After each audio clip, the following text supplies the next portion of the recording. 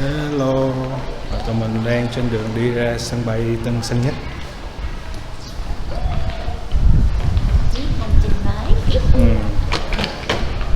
Rồi, Sài Gòn một buổi sáng, trời nóng 37-38 độ luôn nha các bạn. Và tụi mình đang trên đường đi đến sân bay Tân Sơn Nhất, ga quốc tế. Rồi, sân bay Tân Sơn Nhất, Sài Gòn, trời nóng như đổ lửa, là 7-8 độ C.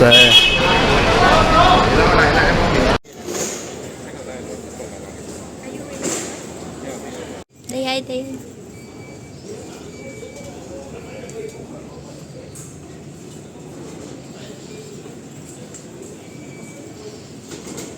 On anything you like. If you see anything you fancy, do let us know.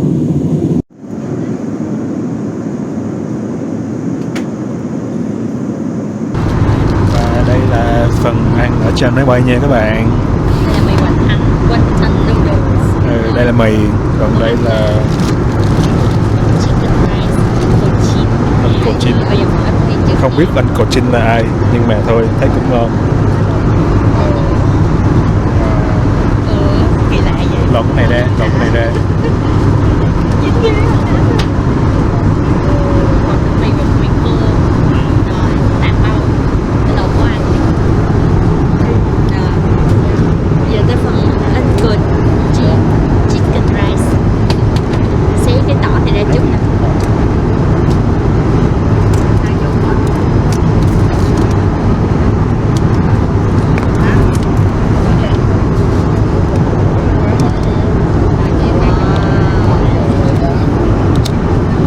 Rồi, em ăn cái nào? Em ăn cái nào? Cái nào cũng được, có thể thử chung để cho biết vị. Mà nhớ ăn sớm á, chứ nó... Rồi tranh thủ ăn thôi mọi người ơi. Mình ngồi ghế 30 cho nên ăn gần cuối. Đây là mì Hoành Thánh nha. Ok.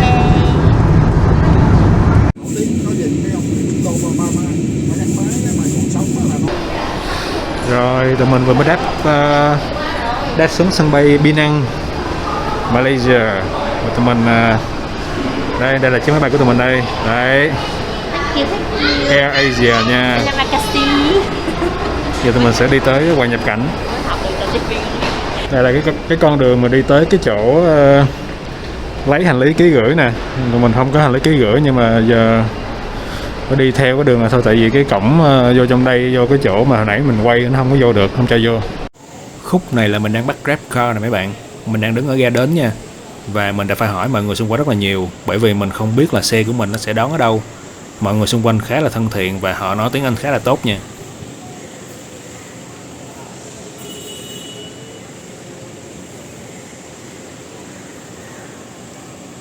Cái anh chàng taxi này ảnh dừng ở cái ga departure, tức là ga đi.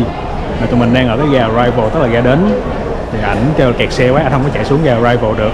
Ảnh kêu tụi mình phải đi tới cái ga departure, mà mình hỏi một số người dân xung quanh đó, thì họ nói là cái ga departure nó xa lắm, đi bộ rất là lâu, cho nên là tốt nhất là hủy chuyến đi, xong rồi bắt chuyến khác. Bây giờ tụi mình đang bắt chiếc xe dịch vụ taxi airport. Rồi, có taxi rồi các bạn ơi.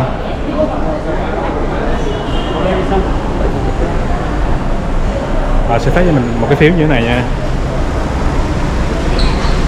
Đi theo ông này.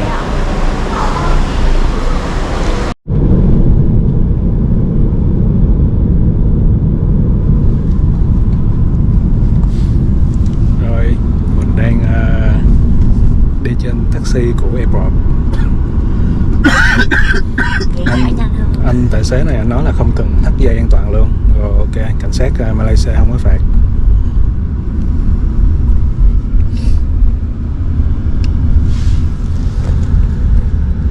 Đây là đường phố ở Penang nha các bạn. Đường phố ở Penang. Hiện tại lúc này đang là 5 giờ chiều.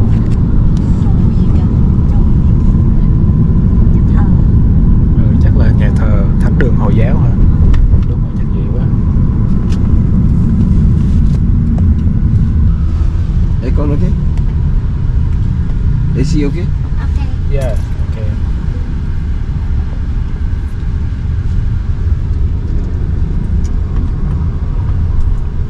Penang very hot today. Yeah.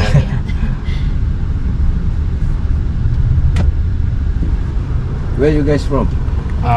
Yeah, we are from Vietnam. Vietnam? Yeah. Very rare. Vietnam tourists come.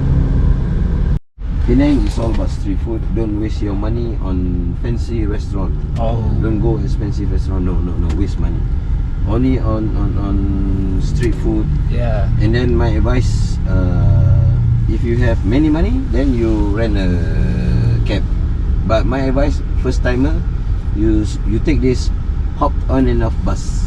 Oh. It's a double deck bus, which has it will stop at all the interesting places, and they have a tour guide with blah blah blah blah blah blah blah. Yeah. So when you stop one place, you say, I want to stop it. Then you go, and half an hour it will come another bus. So it's very cheap by that strap.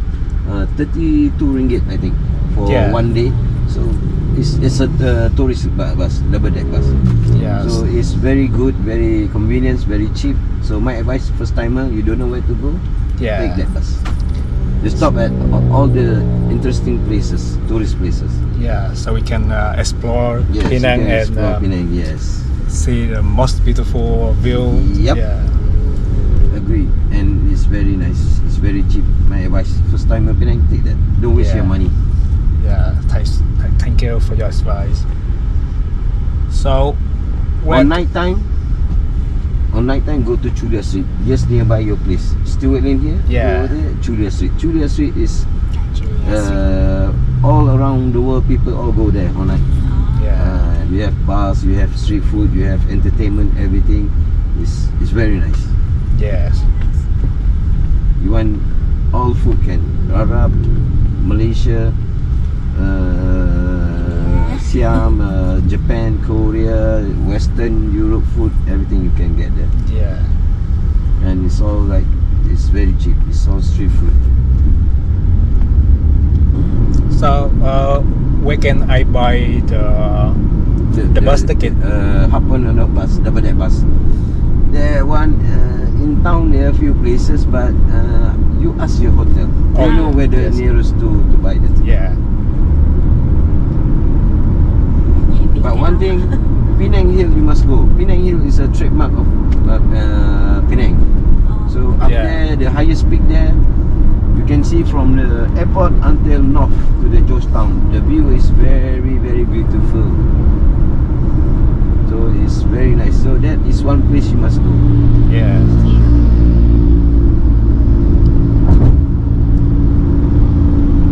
And then famous night market, Batu Feringgi night market at the beach there. That one is a tourist night market, but the price don't agree with the price. Always, like me, I go with my wife, and my wife always fight for the price. I don't know. I just give money. Women know how to do that. So that is a tourist place, tourist night market. So you need to bargain it. You need to talk with them. No, like the price is 100. No. You must fight 70, 60 like that. So deal for the lower price. Yes.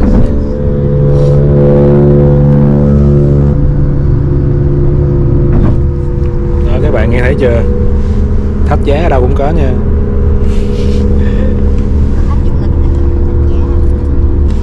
So live here. You are Malaysian. I'm Malaysian. I'm a Penang Island boy. Oh. I live here. I'm now 40 years old. I live here 40 years old. Oh.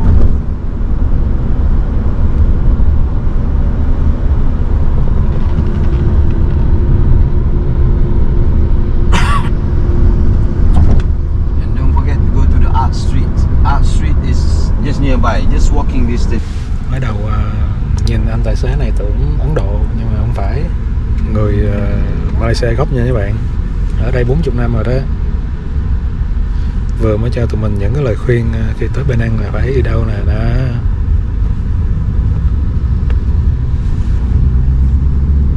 So this kind of thing you must go. Yeah. This time working only on Ramadan month, fasting month.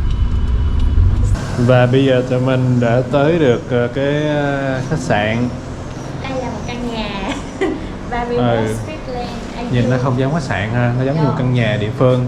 và nó cũng không có ai quản lý chỗ này. Không phải không ai quản lý mà không có lễ tân nữa các bạn. Mình sẽ tự check in, mình sẽ tự bấm số, bấm mật mã để mình vô mình check in phòng ha. Tiền thì thanh toán online hết rồi nha các bạn.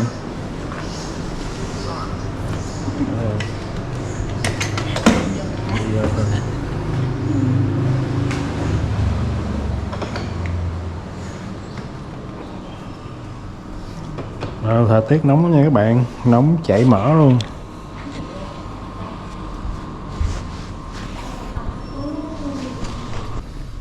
Đây là phòng của tụi mình nha các bạn, rất rộng rãi. Có củi dành cho em bé nữa kìa. Nhà nào mà có em bé đi đây hết sảy luôn, có củi để nằm nữa. Trời đã tối rồi, bây giờ hiện tại đang là 8 giờ tối rồi các bạn. Dần dắt té nha. Cái đoạn sau âm thanh ở ngoài đường nó hơi ồn cho nên là các bạn hãy bật subtitle, bật phụ đề lên nha, coi cho nó dễ. 8 giờ tối nhưng mà vẫn còn có một chút ánh hoàng hôn nữa các bạn thấy không? Đây là khu Georgetown, một khu phố cổ ở Penang. Thì cái khu này cũng là một cái khu của người Hoa. Ngày xưa thì Penang đã từng là một thành phố cảng rất là sầm uất. Rồi, giờ đi kiếm đồ ăn nào.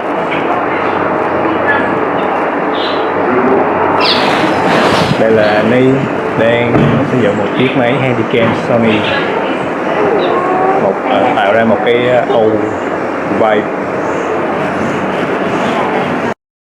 Đối diện chúng ta là một cái nhà hàng ha, nhìn nó cũng cổ kính ha. Xe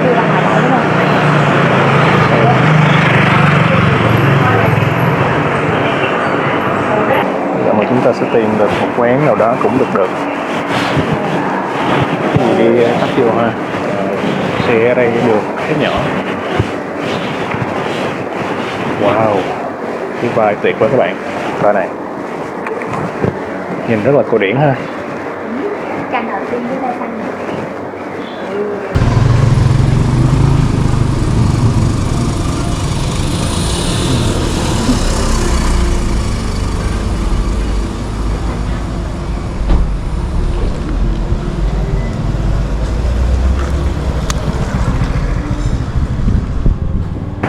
Ngày xưa Penang từng là thuộc địa của Anh Quốc ha. Thì nó từng là một cái bến cảng rất là sầm uất bậc nhất Đông Nam Á luôn. Nhưng mà khi mà sau này á, Singapore nổi lên như một thế lực mới thì Penang đã đánh mất cái vị thế của mình, bởi vì cái vị trí địa lý của Singapore nó đắc địa hơn, cho nên là tất cả những hoạt động giao thương buôn bán từ đó nó bắt đầu chuyển sang Singapore. Thì các bạn thấy là Penang, nếu mà nhìn vào bản đồ thế giới á, các bạn sẽ thấy là Penang á, nó nằm ở ngay eo biển Malacca. Nằm ngay eo biển Malacca thì nếu mà những quốc gia như là Trung Quốc hay Nhật Bản muốn tới được Penang là phải đi vòng qua đảo Singapore. Đó là một quãng đường rất là xa. Vậy thì tại sao không biến Singapore trở thành một cái cảng biển lớn ở Đông Nam Á? Chính vì như vậy cho nên là người Anh họ đã đầu tư vào Singapore. Và kể từ đó thì Penang đã đánh mất cái vị thế của mình. Nhưng mà dù sao thì hiện tại ở Penang những cái di sản mà người Hoa để lại vẫn còn. Đó là Georgetown.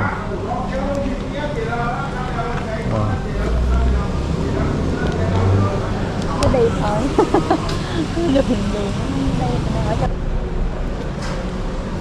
Đường rất là nhỏ nha bà con, không có chỗ để đi bộ luôn á. Đây người ta đi xe ô tô vô một cái là hết chỗ để đi.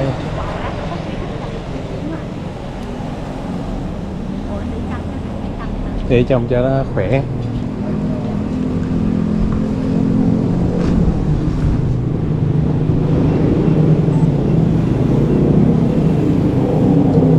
Đó, các bạn thấy cái đường này giống Singapore, Chinatown của Singapore, nhưng mà đây là Penang nha, Georgetown Penang. Thì cái phong cách, cái lối kiến trúc của người Hoa ở đâu nó cũng vậy. họ luôn gìn giữ những cái tập quán và phong tục, kể cả kiến trúc văn hóa của mình dù ở bất cứ nơi đâu. Tụi mình đang đi ra Julia Street để tìm kiếm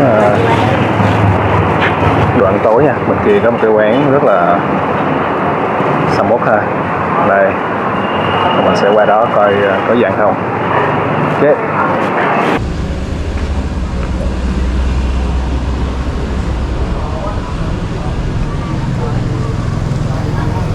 Ở đây đây.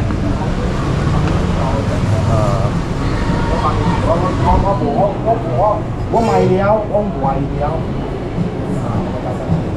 Bà mèo. Bà mèo không biết sợ.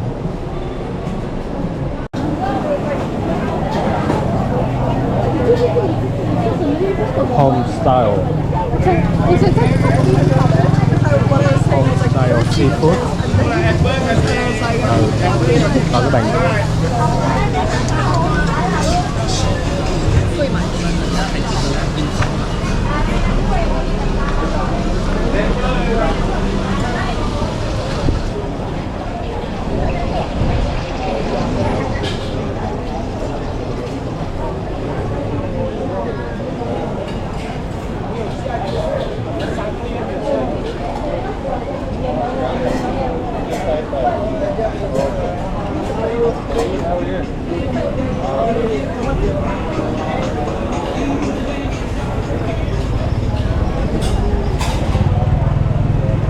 Đúng thì cái đường này mà ô tô chạy vô thì bá đạo.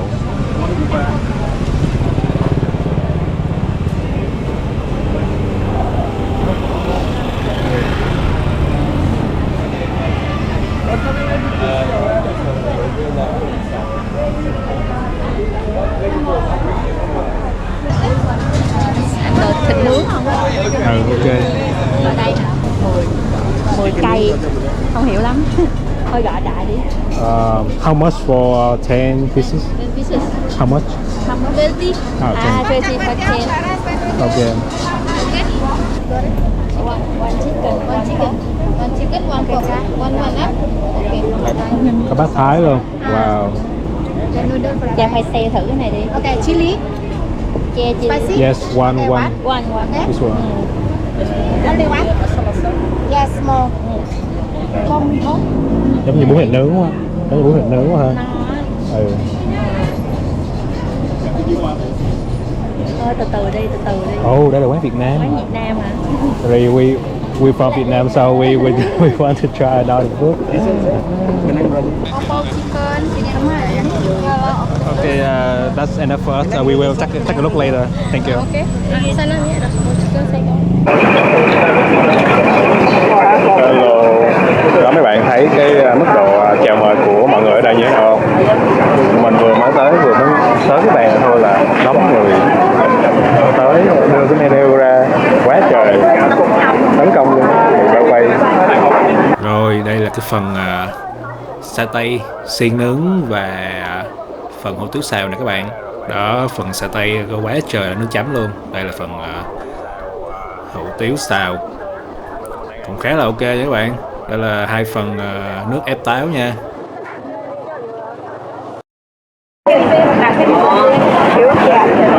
Mình ngồi ngay trúng một cái quầy hàng thịt nướng đang thổi gió ra, rất là nóng.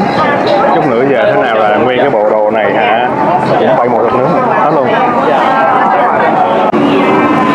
Rồi các bạn ngồi ăn cùng bàn với mình nói là bạn đó là người Malaysia gốc ở đây. Bạn nó nói rằng là cái quán này nè, cái quán mì này là một trong những quán mì rất là nổi tiếng ở cái khu này, Julia Street này.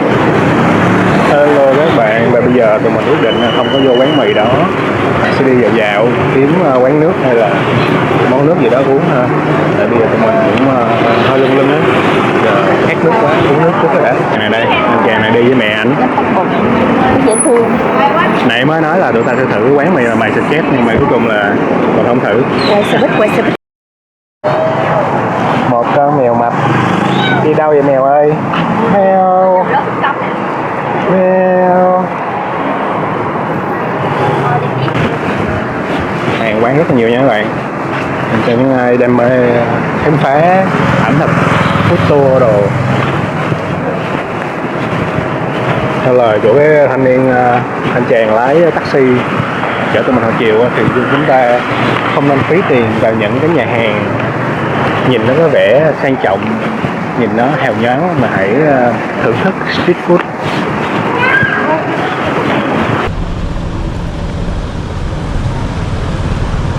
Khu Yorktown về đêm, những cái ngôi nhà có kiến trúc rất là cổ điển, nó giống cái khu Chinatown ở bất cứ đâu, thậm chí là nó kiến trúc này nó giống ở quận 5 Sài Gòn luôn, quận 5, quận 6. Đi mua nước ở Family Mart các bạn, mua nước ở Family Mart Malaysia.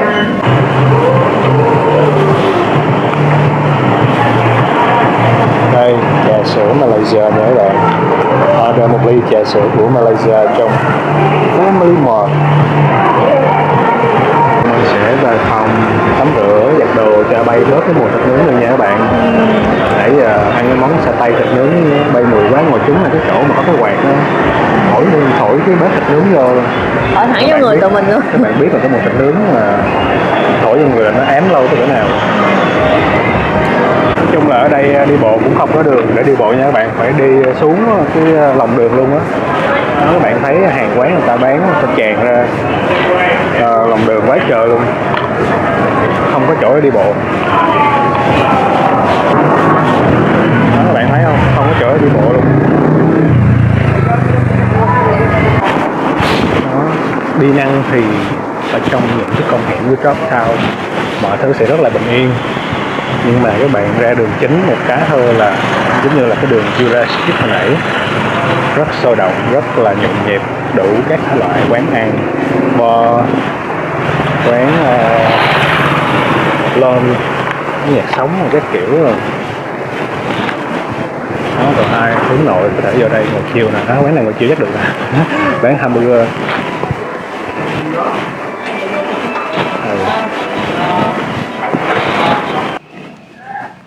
Đây, những con hẻm ở Yorktown về đêm đây. Hơn 9 giờ tối rồi, mọi thứ rất là vắng lặng ha. Bạn nào thích sống chậm, thích hoài niệm về những khung cảnh xưa cũ, những cái kỷ niệm thì có thể tới đây lấy cảm hứng.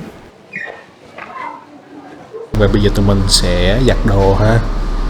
Hồi nãy tụi mình ngồi ăn ở cái chỗ mà nó thổi cái quạt, cái bếp nướng thịt á, thổi thẳng vô người tụi mình luôn, cho nên là quần áo rồi nó bị ám mùi thịt nướng rất là nhiều, cho nên là bây giờ phải giặt đồ ha. Và trong cái hotel này nó có một cái máy giặt rất là tiện nha, có thể tùy ý sử dụng, có sẵn nước giặt ở đây luôn. Ok,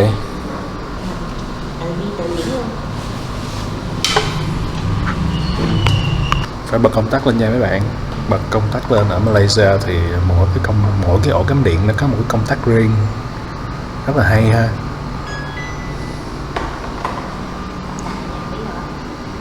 Nửa thôi, một nửa thôi, đậm đặc lắm á. Ok. Rồi bây giờ tới tiết mục mà chế mì ly ăn các bạn, ăn khuya.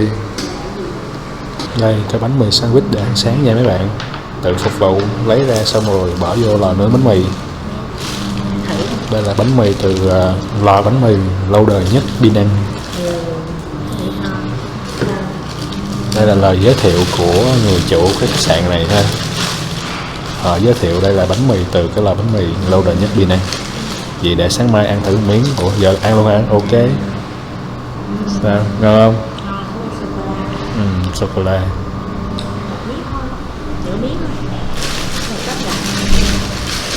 Và thế là đã hết ngày đầu tiên của tụi mình tại Penang. Và video của tụi mình đến đây cũng kết thúc. Hẹn gặp lại các bạn trong các video kế tiếp.